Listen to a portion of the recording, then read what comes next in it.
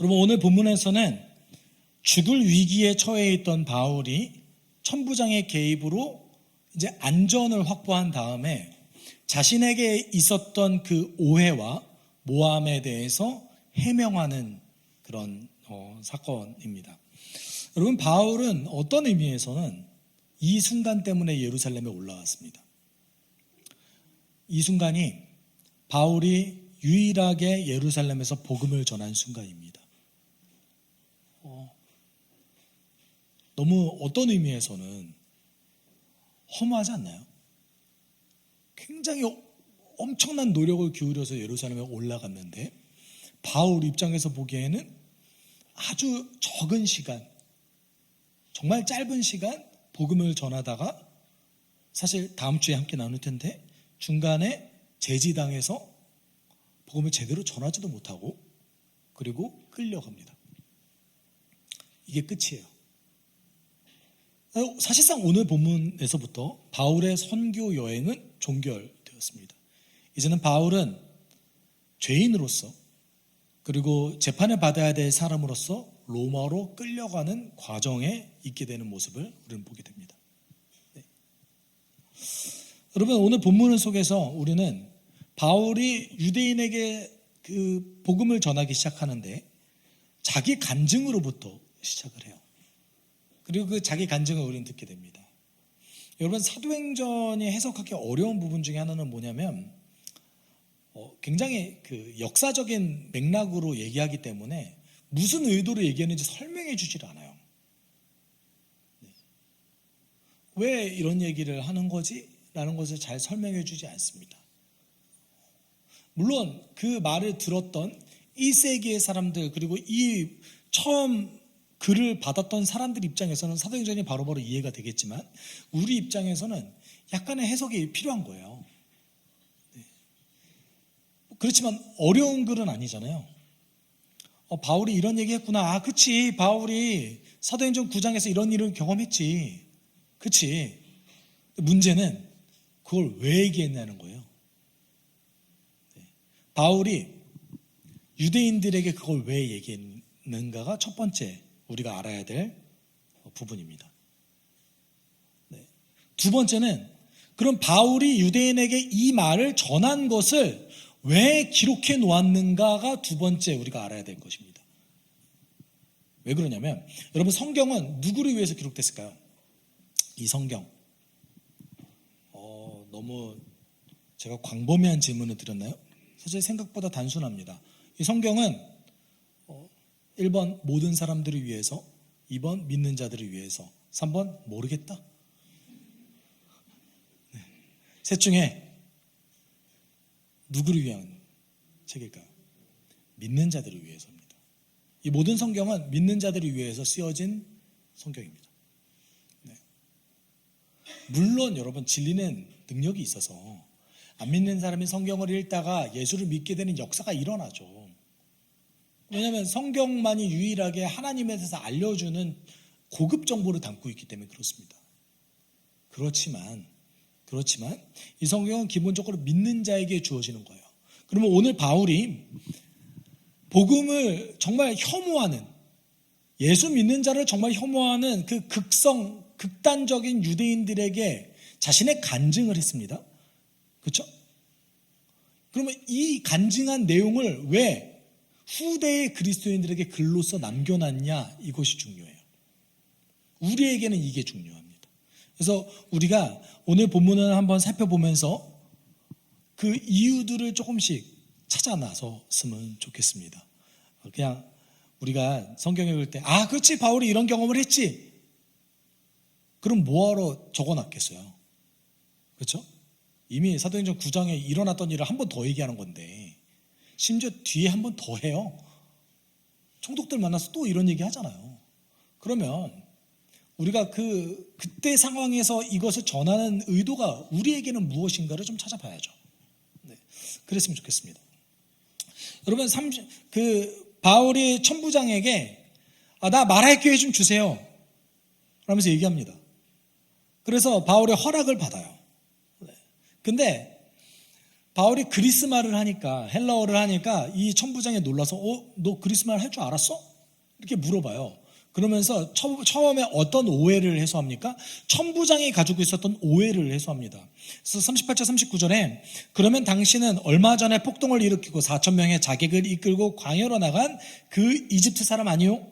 하고 반문하였다. 바울이 대답하였다. 나는 길리기아의 다소 출신의 유대 사람으로 그 유명한 도시의 시민입니다. 저 사람들에게 내가 한마디 말을 하게 허락해 주십시오. 여러분, 지금 이 과정 속에서 너무 재미있죠? 천부장이 바울에 대해서 어떤 오해를 하고 있어요?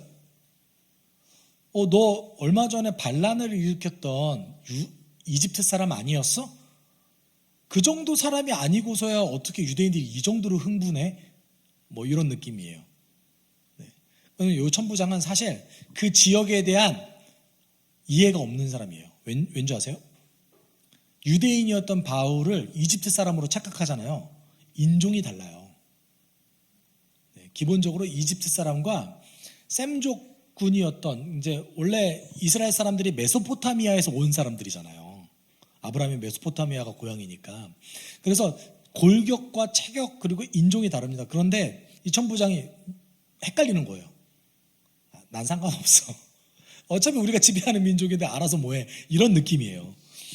이집트인으로 착각한 거죠. 원래 이집트인이 이스라엘 사람들에 비하면 왜소합니다. 상당히 왜소해요. 여러분 그 이집트를 혹시라도 방문할 기회가 있으시면 이집트인들이 좀 왜소한 편이에요. 그래서 이집트가 전통적으로 그 메소포타미아 지역에 있는 강대한 민족에 의해서 지배당했던 적이 많아요. 근데 여러분 실제 역사가 요세푸스가 이 사건에 대해서 기록해놨어요. 너무 재밌게도. 바울과 동시대를 살았던 요세푸스라는 유대인 역사가가 이 이집트 사람에 대해서 적어놨는데 그 성경학자 F.F. 브루스라는 사람이 뭐라고 얘기했냐면 바울이 방문하기 3년 전에 이 사건이 일어났다. 그리고 실제 기록에서는 그 이집트 사람이 수천 명을 끌고 와서 예루살렘을 침공했습니다. 예루살렘을 침공했는데 이 천부장이 소속되어 있는 군단인 것 같아요.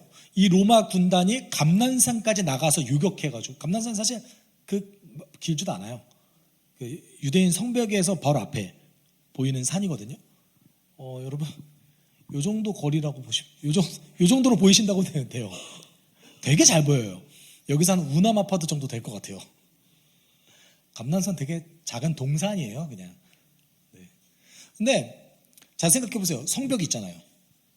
성벽이 있는데도 불구하고 그 성벽을 의지해서 방어하지 않고 나가서 요격했다는 게 어떤 말이에요? 하찮다는 거예요. 로마 군단 입장에서 쟤네들 그냥 가서 잡아야겠다. 그래서 실제로 잡았는데 이렇게 좀 싸우다가 그 이집트인이 도망가요. 그래서 못 잡거든요. 그 내용을 얘기하고 있습니다. 그런데 여기서 이제 그 자객이라고 표현되는 암살자라고 표현할 수 있죠. 여기 그 헬라어가 시카리온이라는 단어인데 원래는 어떤 단어냐면 유대 지역 근처에서 정치적 목적을 위해서 폭동을 일으키는 사람들을 일컫는 말이었어요. 근데 그게 나중에 암살자라는 말로 변화됩니다. 이유가 뭐냐면 이 사람들 워낙 폭력적이어서.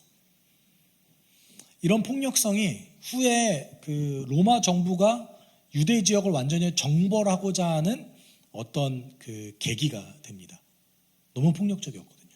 여러분 이 38절 39절을 통해서 우리가 알 수 있는 것은 당시 유대 지역이 어떻다라는 거예요. 굉장히 혼란스럽다는 거예요. 정치적으로 굉장히 혼란스러웠어요. 유대인뿐만 아니라 유대인 외의 다른 사람들도 뭐 되게 안 좋은 지역이었어요. 치안도 불안했고. 근데 바울이 여기서 뭐라고 얘기합니까? 내가 다소 사람입니다. 그리고 난 다소의 뭐라고 얘기해요? 시민입니다. 라고 얘기합니다.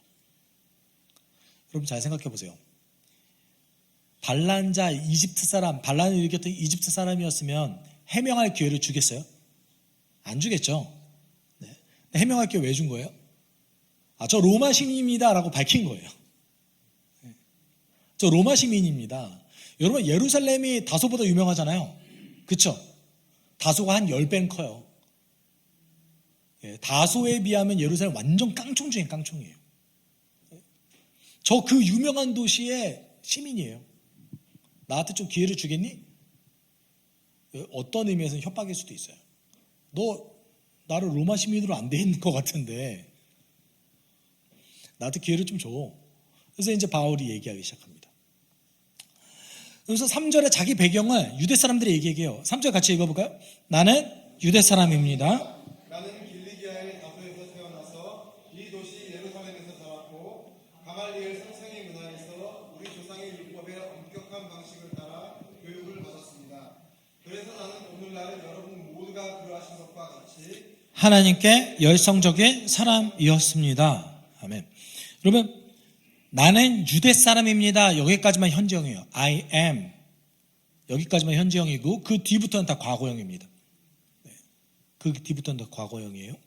근데 여기에서 바울이 사람들에게 원래는 어떤 모함을 받았죠? 지난주 본문에서 우리가 바울이 두 가지의 혐의로 모함을 받았습니다. 첫 번째는 율법을 잘 지키지 않는다.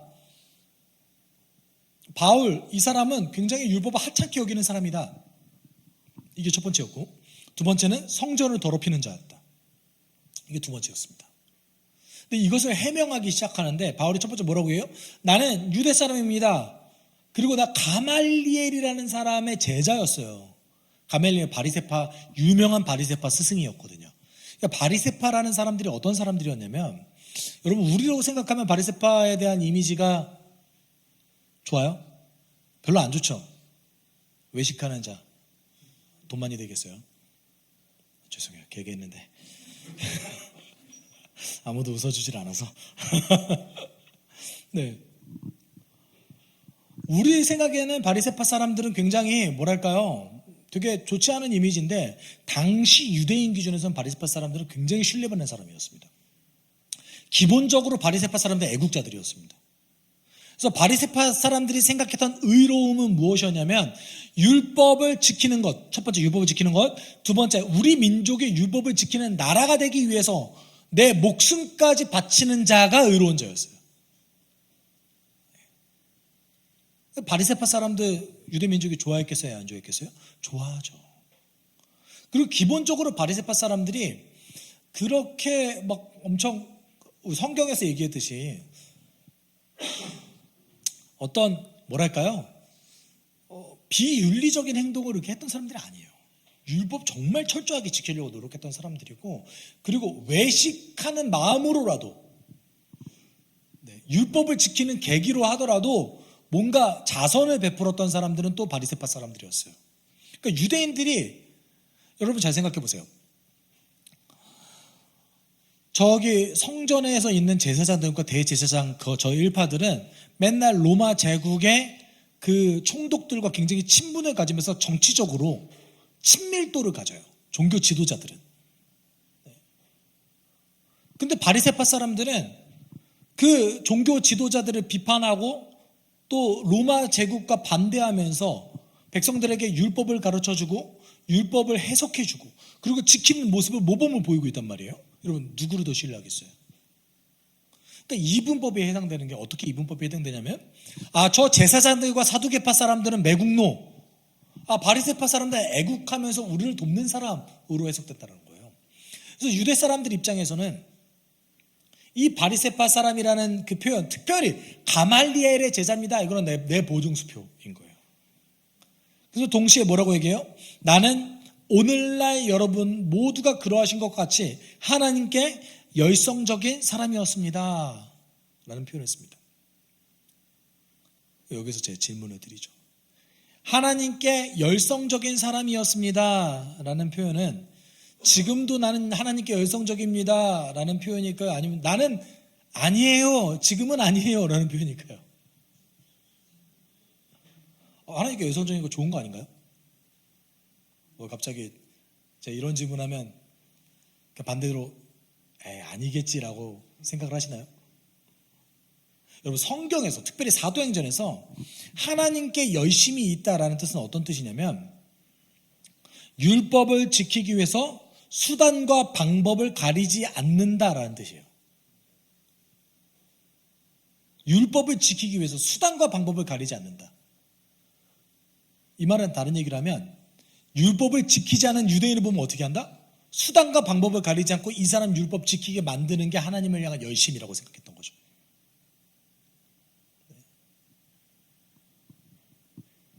바울이 지금 뭐라고 얘기하는 거예요? 나 지금 안 그래요 라고 얘기하는 거예요. 여러분, 이런 말투가 유대인들에게 어떻게 들렸을까요? 난 지금 당신들과 달라요. 이렇게 얘기하고 있어요.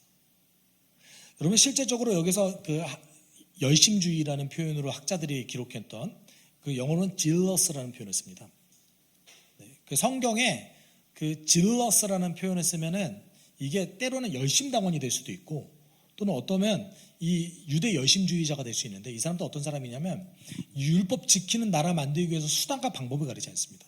그래서 실제로 AD 49년에 글라우디오 황제가 로마에서 유대인들이 하도 테러를 많이 저지르니까, 어떤 의미에서는 현대에서 그 극단주의 이슬람 세력이랑 비슷한 거예요. 이 당시 유대인들이. 내 주변에 율법 안 지키는 유대인을 보면은 공격해요. 야, 너 이렇게 했어도 안 지킬 거야?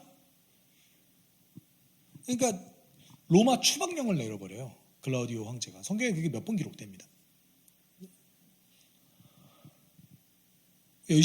나는 이제 열심히지 않아요. 당신들과 달라요 라고 얘기해요. 내가 과거에 어느 정도로 열심히 있었냐면요, 그게 4절입니다. 저는 이 정도로 열심히 있는 사람이었어요. 이게 뭐예요? 나는 이 도를 따르는 사람들을 박해하여 죽이기까지 하였고, 남자든 여자든 가리지 않고 묶어서 감옥에 넣었습니다. 바울이 지금 뭐라고 얘기하는 거예요? 나만큼 열심히 있는 사람 여기 없을걸요? 내가 수십 년 전에 이 도, 그리스도인이 처음 발흥하기 시작하고 예수운동이 처음 시작했던 그 시점에 나는 그 사람들을 박해하는 자였고, 그 사람들을 잡아 죽이기까지 했습니다. 그 정도로 열심히 있었어요. 이게 여러분 어떤 뜻이냐면, 로마 법에서도 이거 안 되는 법이잖아요. 그렇죠? 로마는 기본적으로 종교의 자유를 허락하는 나라입니다. 그래서 종교의 자유를 이렇게 침해하거나 누군가를 이렇게 죽이거나 공격하면 어떤 일이 벌어질 수 있죠? 자기가 재판에 넘겨지거나 처벌을 받을 가능성이 있잖아요. 이 유대 열심주의자들, 특별히 이제 바리새판을 중심으로 했던 사람들인데, 이 유대 열심주의자들은 어떻게 했냐면, 그거를 각오해서라도 내가 수단과 방법을 가르지 않고 율법을 지키게 만드는 게 하나님을 위한 거라고 생각했어요. 그리고 그렇게 하다 혹시라도 내가 재판에 넘겨지거나 죽임을 당하거나 어려운 일을 당하면 그게 뭐라고 생각했냐면, 그게 의로움이라고 생각했어요. 그러니까 당시 유대인들이 생각했던 의로움과 우리 성경에 기록된 의로움이 조금 다릅니다. 나는 요 정도로 열심히 있는 사람이었어요. 바로 이렇게 얘기해요. 우리가 성경을 잘못 읽으면 나는 당신과 같아요 라고 얘기하는 것처럼 보여지잖아요. 아닌가요?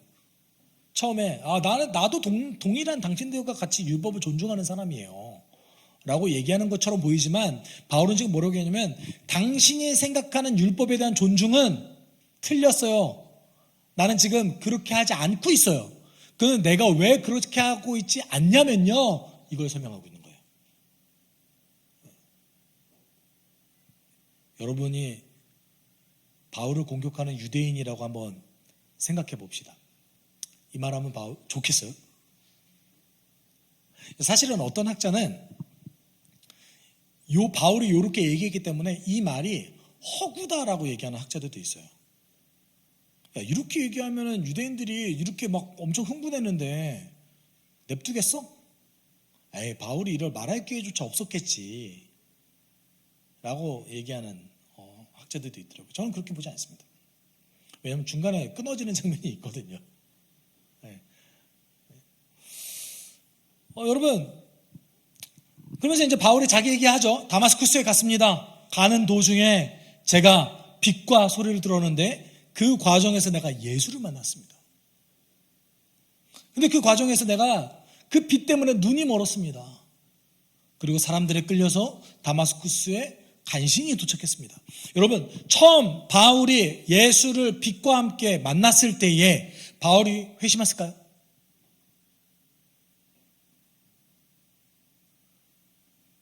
전 그렇지 않다고 봅니다. 왜냐하면 사도행전 9장에 보면 바울이 처음에 그 장면이 너무 두렵고 내가 눈이 보이지 않기 때문에 예수를 주라고 부르지만 성령을 뒤늦게 받아요. 성령을 뒤늦게 받거든요. 아나니아를 통해서 성령을 받게 됩니다. 그러니까 아직 회심하지 않은 거예요. 근데 어떤 의식이 생겼냐면 내가 그토록 박해했던 그 예수가 혹시 진짠가? 라는 의심이 생긴 거죠. 그래서 사도행전 9장 9절에 보면 다마스쿠스에 도착한 바울이 어떤 상태였냐면 그는 사흘 동안 앞을 보지도 못하는 상태에서 먹지도 않고 마시지도 않았다. 금식하며 기도하고 있었어요. 자신에게 일어나는 일이 무엇인지 해석하고 있었어요. 여러분 이때 바울이 복음을 알고 있었을까요? 모르고 있었을까요?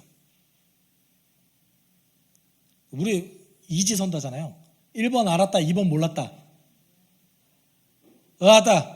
이렇게. 안 건지도 모르는 한 중간쯤에 거쳐서. 네. 여러분 1번이요, 2번이요. 알았어요, 몰랐어요?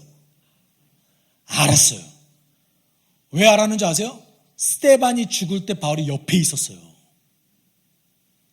여러분 사도행전에 기록된 모든 설교 중에 모든 복음에 대한 그 과정 중에 스데반 설교가 제일 길어요. 스데반이 가장 길고 명확하게 구약 시대부터 아브라함 때부터 예수까지 전했던 사람이에요. 여러분 이런 기회가 없었어요. 이거 옆에서 바울이 들었어요. 근데 바울이 복음을 들었을 때에 어떻게 반응했습니까? 와 진짜네. 생각해봐야겠는걸? 이랬을까요? 야, 저 이단 안 되겠네. 죽여야겠네. 두 번째 반응이잖아요. 복음을 들었을 때에 그 복음 때문에 더 분노했던 사람이었어요. 그 바울이 3일 동안 금식하면서 구약 성경을 토대로 이 예수가 정말 진리인지를 숙고하기 시작한 거예요. 그러면 그 과정이 있었습니다. 바울이. 그리고 아나니아라는 사람을 통해서 어떻게 됩니까? 하나님이 왜 바울을 부르셨는지에 대해서 이야기합니다. 그게 14절 15절이죠. 같이 읽어볼까요? 그때 아나니아가 내게 말하였습니다. 우리 조상의 하나님께서 당신을 택하셔서 자기의 뜻을 알게 하시고 그 의로우신 분을 보게 하시고 그분의 입에서 나오는 음성을 듣게 하셨습니다. 당신은 그분을 위하여 모든 사람에게 당신이 보고 들은 것을 증언하는 증인이 될 것입니다. 여러분 14절에서 아나니아가 한 말이 바울의 인생을 바꿔놨어요. 네. 여러분 앞서 제가 말씀드렸듯이 바리새파였던 바울이 생각했던 의로움은 율법을 지키고 율법을 지키게 하는 나라를 만들기 위해서 생명을 거는 거였습니다. 이게 바울이 생각하는 의로움이었습니다. 그런데 아나니아가 바울을 만났을 때에 뭐라고 얘기합니까? 의로우신 자를 너가 만났다. 나는 의로움에 대해서 하나님 나라, 율법을 지키는 하나님 나라를 완성하는 거라고 생각했는데 저 사람 예수가 의로운 자라고 거기서 빵 터진 거예요.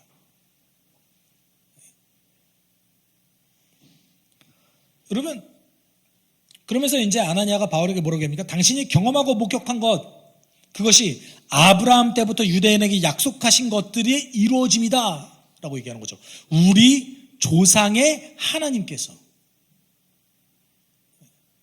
너가 믿는 그 유대교 신앙 예수 그리스도와 긴밀하게 연결되어 있다. 이게 아나니아가 얘기한 거예요.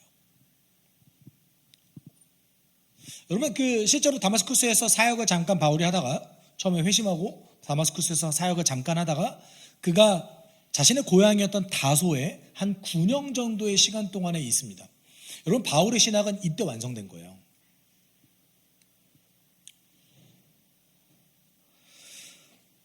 그러면 이 상황 속에서 바울이 14, 15절을 통해서 자신이 간증이잖아요. 이거는 아나니아를 통해서 내가 이걸 들었습니다. 이런 경험을 했습니다. 이런 간증이잖아요. 근데 왜 이런 간증을 했겠어요? 유대인들에게 두 가지를 알려주고 싶은 거예요. 당시 현장에 모여있는 극단적인 유대인들에게 두 가지를 알려주고 싶은데 첫 번째 뭐였냐면 유대인들의 열성이 올바르지 않음을 지적한 거예요. 유대인들 열심이 어디 있었다고 그랬어요? 이 열심이? 여러분 율법 지키는 것, 율법 지키는 나라 만드는 것 여기에 있었어요. 바울이 자신의 그런 간증을 통해서 이거 올바르지 않아요, 이렇게 얘기하고 있는 거예요. 네. 여러분, 로마서 10장 2절 3절에서 이와 비슷한 얘기를, 사실은 로마서가 유대 열심주의와 대항하는 성경이거든요. 그래서 로마서를 자세히 읽으면 바울이 어떤 맥락으로 유대 열심주의를 이렇게 비판하고 있고 방어하고 있는지를 알 수 있습니다. 그래서 로마서 10장 2절 3절에 보면 왜 이들이 유대 열심주의에 빠졌는지에 대한 원인을 설명하는데, 그것이 로마서 10장 2절 3절이에요. 나는 증언합니다. 그들은 하나님을 섬기는 데 열성이 있습니다. 그러나 그 열성은 올바른 지식에서 생긴 것이 아닙니다. 그들은 하나님의 의를 알지 못하고 자기 자신들의 의를 세우려고 힘을 씀으로써 하나님의 의에는 복종하지 않게 되었습니다. 바울이 자신의 간증을 통해서 이걸 설명하고 싶었던 거예요. 여러분, 잘 생각해 보십시오. 아무리 열성이 있다고 하더라고요. 제가 생각할 때 바울의 글 중에서 이 열성이라는 단어가 유대인에게 쓰여졌을 때 그나마 조금 긍정적으로 쓰인 게 로마서 10장 2절이 처음인 것 같아요. 바울 인정해요. 저 사람들은 하나님에게 열심히 있는 사람들이에요. 나도 인정합니다. 그렇게 증언합니다. 그런데 그 열심, 올바른 지식에서 온 게 아니에요. 다른 얘기를 하면 진리에서 온 열심이 아닙니다. 진리에서 온 열심이 아니라면 그건 하나님의 의를 따르는 열심이 아닙니다. 잘못된 겁니다. 쓸모없습니다. 이거 설명하고 있는 거예요. 여러분, 열성적인 유대인들은 모든 것을 걸었어요. 모든 것을 걸어서 자신의 신념을 따라서 움직였습니다. 그리고 그것이 하나님의 길이라고 생각했습니다. 그러나 바울은 그것이 하나님을 위한 것도 아니고 쓸모없고 하나님이 일하시는 그 일에 오히려 해를 끼치고 있다라고 얘기하고 있는 겁니다. 여러분, 듣고 있는 유대인이라고 생각해 보세요. 나는 분노할까요? 받아들일까요? 여러분, 저는 기독교 안에 왜곡된 승리주의가 좀 있거든요. 뭐냐면 내가 목숨 걸고 진리를 전하면 하나님 일하실 것이다. 막연한 그렇게 믿고 싶어요. 저도. 성경은 꼭 그렇지만은 않다고 얘기하고 있습니다. 우리 스데반이 그랬잖아요. 바울도 목숨 걸고 여러 번 증언했습니다. 근데 그 여러 번 증언 가운데 사람들이 받아들이지 않는 것을 많이 사도행전서는 기록하고 있습니다. 네. 여러분, 우리로 한번 좀 살펴봅시다. 그럼 어떤 면에서는 우리는 성경의 인도 없이 하나님을 향한 열정만 가득할 때가 있습니다. 아니라고 생각하실 수 있지만, 여러분, 분명 하나님은 지식 없는 열심을 잘못했다고 얘기하세요. 하나님에 대한 온전한 지식 없이 열심을 갖는 것은 그것은 제대로 된 열심이 아니다라고 얘기하시면, 반대로 너무 지식만 가득해서 실천이 없는 것도 경계합니다. 여러분, 진리가 무엇입니까? 성경에 기록된 모든 게 진리죠.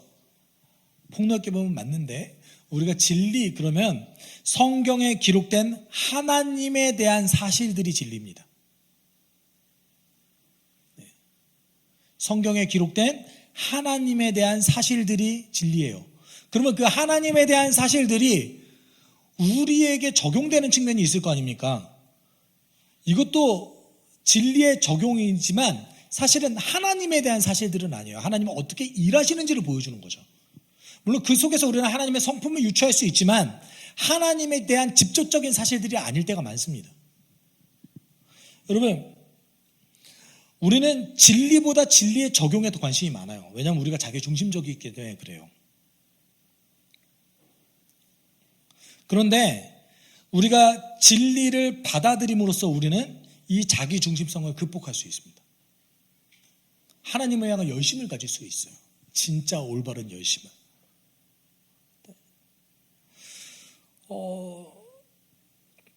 그런 의미에서 저는 진리라는 것은 소유하는 것이 아니라고 생각합니다. 진리는 직면하는 거예요. 성경에는 진리는 언제나 날마다 직면하는 거지 내가 소유할 수 있는 성질이 아닙니다. 왜냐하면 우리 인정해야 돼요. 인간이 가진 한계를. 내가 가진 해석의 틀 안에서 우리는 진리를 받아들이기 때문에 날마다 진리를 직면하고 그 진리 안에서 나를 발견하는 것이 나는 진리를 이미 완전히 알고 있어, 소유하고 있어. 그렇지 않다는 겁니다. 근데 진리를 내가 소유하고 있다고 생각해서 내가 생각하는 것만 옳아라고 생각했던 극단적인 사람들이 오늘 본문 속에서 이 유대인들이었던 거예요. 그리고 바울이 간증을 통해서 유대인들에게 전하고 싶어 했던 것은 두 번째는 같이 읽어볼까요? 하나님을 향한 올바른 열성은 그리스도의 증인이 되는 것임을 지적합니다. 당연히 유대인들 입장에서 굉장히 흥분할 만한 일이죠. 무슨 소리야? 여러분 15절에 보면 아나니아가 바울에게 어떤 표현을 쓰냐면 모든 사람에게 당신이 보고 들은 것을 증언하는 증인이라는 표현을 썼습니다. 바울이 예수님에 대해서 보고 들은 게 얼마나 될까요? 자, 생각해 보세요. 바울은 예수를 따라다녔던 사람들이 아닙니다. 그렇죠? 그럼 여기에서 아나니아가 얘기했던 보고 들은 것 안에는 뭘 포함하고 있는 거예요? 예수의 제자들이 직접적으로 예수를 경험하고 증언했던 그 증언들을 포함하고 있는 거예요. 제가 이 얘기하는 이유가 있습니다. 우리는 예수의 증인이 된다라고 얘기하잖아요. 그렇죠? 그러면 뭘 증언하는 겁니까? 뭘 증언하는 거예요? 우선순위가 있겠죠. 우선순위가. 그렇죠? 첫 번째는 뭘 증언하는 거예요? 보고 들은 것. 여러분 예수에 대해서 보고 들었어요? 목소리가 어떠세요? 어떻게 생기셨어요? 제가 요새 나오는 그 영화나 예수님에 대한 영화를 보니까 굉장히 잘생기셨던데 성경적이지 않아요. 예수님 30대에 환갑처럼 보이셨다고 얘기하고 있거든요. 누가복음에서. 굉장한 노안이셨어요. 네? 우리 자매님들 결혼을 안 했다고 가정해 보십시다. 예수님과 같은 사람과 결혼하실 거예요? 예수님 사랑하신다며요. 집도 절도 없고 어디 거지 같은 거 12명 끌고 다니고 어떠세요? 33살은 단명합니다.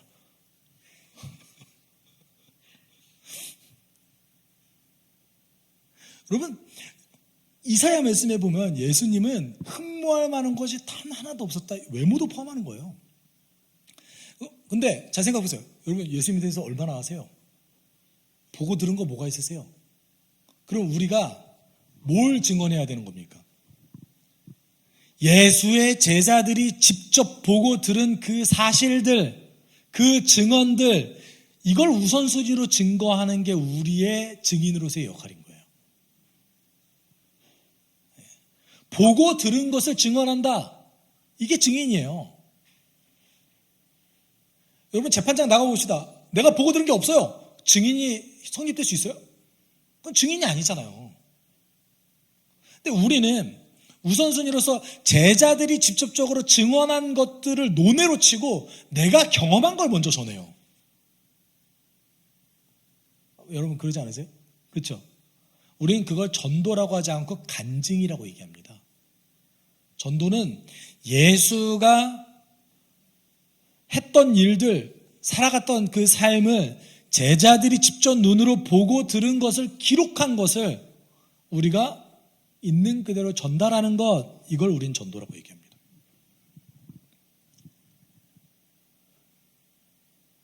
여러분, 그래서 아주 유명한 구절 있지 않습니까? 사도행전 1장 8절 다 외우고 계시죠?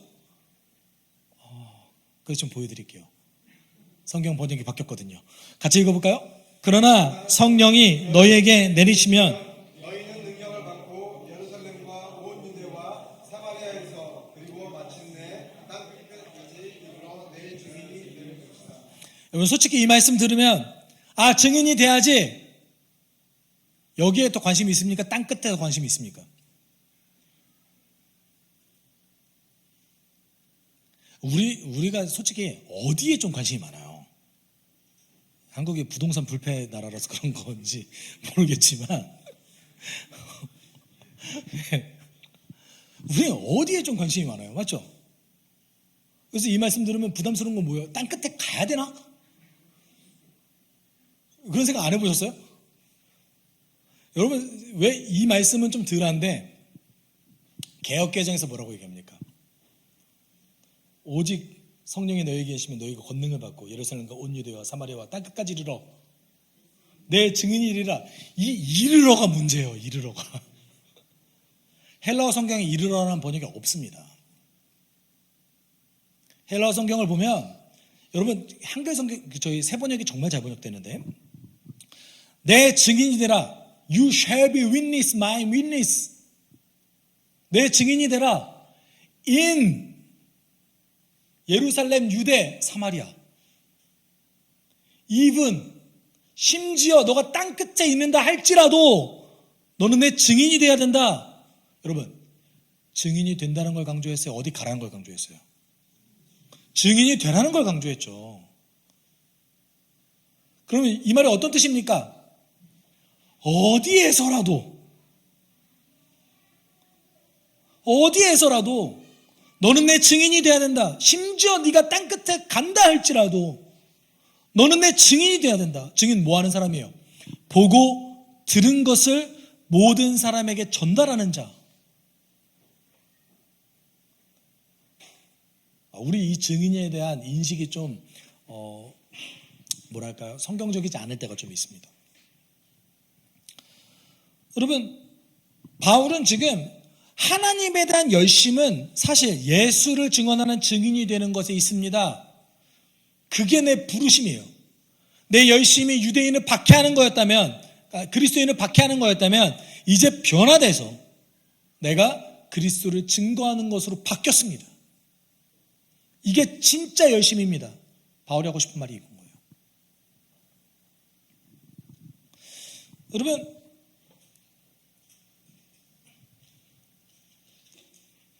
물론 이 증인으로서 어떻게 살 것인가를 서신서에서 굉장히 자세하게 적고 있습니다.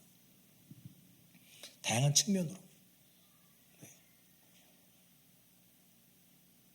만약에 당시 유대인들이 하나님의 약속을 온전히 해석하고 알고 있었다면 그 하나님에 대한 열심은 그렇게 왜곡돼서 보지 않았을 겁니다. 여러분, 하나님의 약속은 창세기 12장 3절에 요약되어 있습니다. 아브라함을 향한 하나님의 약속은 목적이 뚜렷했어요. 어떤 목적입니까? 땅에 사는 모든 민족이 너로 말미암아 뭘 받을 것이다? 복을 받을 것이다. 유대인들이 이걸 잃어버렸어요. 진리 앞에서 하나님을 향한 온전한 지식 앞에서 자신을 직면하지 않다 보니 그들의 열심이 왜곡됐습니다. 그들이 열심히 왜곡되다 보니 그리스도를 온전히 받아들이지 못하고 반응하지 못한 겁니다. 사랑하는 여러분, 원래 우리는 진리에 직면할수록 자기 중심적인 우리를 발견해서 증인으로 살아갈수록 우리가 무능력하다는 걸 발견합니다. 이해가 안 되죠? 진리를 우리가 직면하면요, 나 진짜 자기중심적이구나, 이걸 발견해요. 그리고 증인의 삶을 살아가면요, 내가 할 수 있는 게 없네, 이걸 발견합니다. 여러분, 오늘 바울이 유대인들에게 얘기했던 것을 우리가 왜 알아야 됩니까? 성경은 왜 이걸 기록하고 있습니까? 이 극단적인 유대인의 신앙의 형태와 우리가 닮아갈 확률이 높기 때문에 그래요. 우리가 진리 앞에서 우리를 직면하지 못하면 우리의 하나님을 향한 열심이 왜곡됩니다. 그리고 우리가 증인으로서 살아가지 않으면 우리는 우리의 삶을 통해서 놀랍게 역사하시길 원하시는 하나님의 그 놀라운 일하심을 발견할 수 없습니다. 제가 아까 말씀드렸잖아요. 증인으로 살아가다 보면 내가 할 수 있는 게 없다고 발견하잖아요. 근데 동시에 어떤 걸 발견하냐면 하나님이 일하시는 걸 발견해요. 저 사람이 예수를 믿는다고? 우리 솔직히 얘기해 봅시다. 그게 나잖아요. 저 사람이 예수를 믿는다고? 그게 나예요, 나. 이거 언제 발견합니까? 증인으로 살아갈 때 발견하는 거예요. 우리 같이 기도했으면 좋겠습니다. 여러분, 그리스도를 믿는 성도라면 조금이라도 모두 하나님을 향한 열심이 있습니다. 그러나 그 열심이 진리에 근거한 것이 아니라면 쓸모없습니다. 또 진리에 근거한 열심이 있다 할지라도 그것을 실천해서 증인의 삶으로 살아가지 않는다면 하나님이 내 삶 속에서 일하시기 원하는 그 놀라운 일하심을 발견할 수 없습니다. 우리의 열심이 진리에 근거하고 증인의 삶을 살아가는 데 쓰이길 소망합니다. 내가 하나님을 알고 그 하나님의 복음을 전수하는 삶 살기 소망합니다. 내 삶이 그런 아름다운 삶 살게 도와주십시오. 내가 진리에 직면하게 하여 주십시오. 배운 대로 살아가게 하여 주십시오. 우리가 함께 기도하도록 하겠습니다. 사랑하신 하나님 아버지 감사합니다. 하나님, 진리에 우리가 직면하지 않는다면 우리가 당신 앞에서 왜곡된 열심을 가질 수밖에 없습니다. 나는 하나님을 위해서 일한다고 생각하지만 그 일함이 쓸모없고 하나님 그 노력이 헛되어지고 우리는 발견합니다. 다만 우리가 진리 안에 서서 증인의 삶을 살고자 노력하고 배운 대로 그 삶을 실천한다면 하나님 내 삶 가운데 예측할 수 없고 놀라운 능력으로 그 삶 가운데 일하시는 하나님의 일하심을 발견할 줄 믿습니다. 하나님, 우리에게 가져간 당신의 은혜를 경험하게 소망합니다. 내가 그 가족 가운데 더 성숙되고 더 진실하게 살아갈 수 있는 줄 도와주십시오. 내 삶을 진리에 빗대어서 내가 칭찬하고 하나님 자기 자신을 발견하고 예수가 얼마나 위대한 일을 하셨는지 깨달은 것을 삶 살게 도와주십시오. 하나님, 우리가 예수님 믿는 모습을 고백했을 때 하나님 우리 놀라운 그 기쁨 가운데 삶을 살아가고 싶습니다. 도와주십시오. 사랑이 많으신 하나님 아버지, 우리는 오늘 본문 가운데 진리에 직면하지 않고 왜곡된 열심을 가졌던 유대인들에 대해서 함께 나눴습니다. 하나님의 열심이 그리스도의 증인이 되는 것에 있음에도 불구하고 그리스도를 거절하고 그 증인의 삶을 거절했던 유대인들의 모습을 우리는 함께 목격합니다. 하나님, 우리의 인도해 주십시오. 진리에 우리 삶을 직면하게 하여 주셔서 내가 왜곡된 열심을 가지지 않게 인도해 주십시오. 내가 그리스도를 아는 만큼 살아가게 하여 주셔서 내 삶 속에 일하는 하나님의 놀라운 능력을 발견하게 하여 주옵소서. 한 주간 우리의 삶을 인도해 주실 것을 굳게 믿으며 거룩하신 예수 그리스도의 이름으로 기도드립니다. 아멘. 주 예수 그리스도의 은혜와 하나님의 사랑과 성령의 교통하심이 바른 열심을 가지고 증인의 삶을 살아가길 소망하는 숲속교회 성도들 위해 그들의 한 주간의 삶 가운데 함께 있을지어다.